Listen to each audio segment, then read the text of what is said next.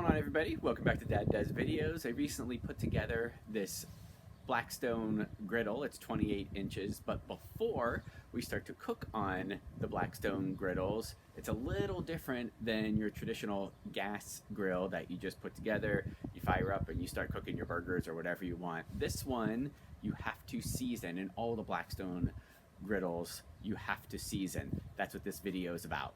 All right, so the first step, and this is probably the only time you're actually going to put water on your griddle. We just want to wash down the cooktop with some soapy water.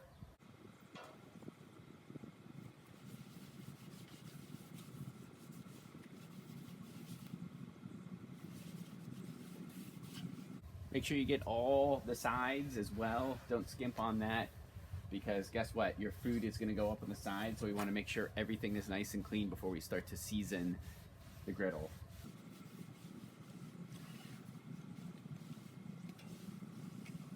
All right, after you've got this all nice and lathered up, although my soap has kind of disappeared from the griddle, you just want to get some clean water and just wipe the griddle down. Try to get rid of as much of the soapiness as you can.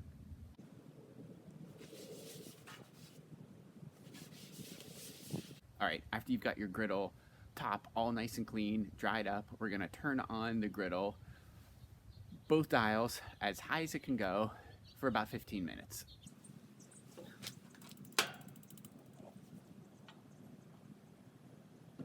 And we know it'll be about time to start to put the seasoning on after our griddle top starts to change colors.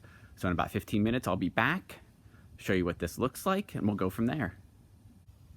All right, and here we are about 15 minutes later. You can see the top of our griddle has drastically changed colors.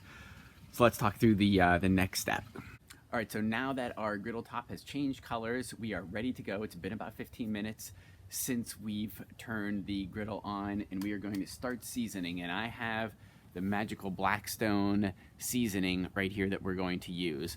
From what I understand, you can use olive oil if you'd like, but why not go with a recommended approach? And this stuff, you could find this stuff all over the place. I happen to pick mine up at Amazon, but you can get it at Home Depot and all other places, and even online at Blackstone. So we're gonna open this up. On the back it says I need to use about 2 tablespoons for my griddle, which is about 28 inches. Obviously, the smaller the griddle, you need to use a little bit less. The larger the griddle, you need to use a little bit more. All right, so here we go. Got my tablespoon, got my seasoning. I do have some tongs and some paper towels standing by, because that's how we're gonna make sure we get the seasoning all over this thing, and we need to spread it evenly and smoothly and thinly as well. And we're gonna do this step 4 times. So let's get into it.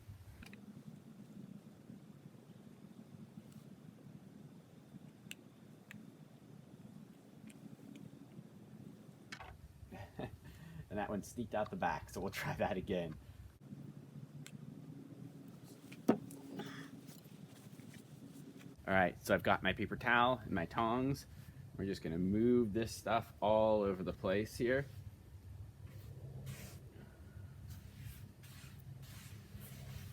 So you can see it obviously melts pretty quickly. There is going to be a ton of smoke. That is okay, that is what is supposed to happen. But again, make sure you spread this stuff out thinly, evenly, smoothly all the way around. And don't forget to get the sides, both the inside and the outside of the sides.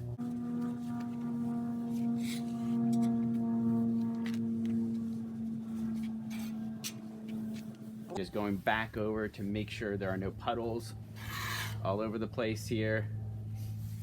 Make sure this is nice and thin and smooth across all of the griddle here.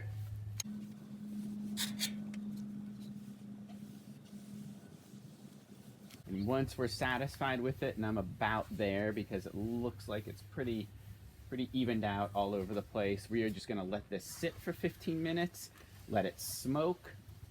Once the smoke dies down, that means it's ready for another coat of this stuff. So we will come back once I'm ready to move forward with that next coat. Okay, so we're back after about 15 minutes. As you can see, all the smoke has dissipated. We're gonna put on another couple tablespoons and do our thing with the paper towel. Now, this probably goes without saying, but just in case, make sure you get clean, new paper towels. Don't reuse those old, gross ones that you used for the first coating that we put on. All right, as you can see, we're smoking up again, which is, again, what is supposed to happen. So make sure, again, thin, smooth layers. And once you're satisfied, go ahead and let that sit. Let that smoke burn off again. We'll come back for round 3. All right, here is a look at our cooktop after our second coating of our seasoning.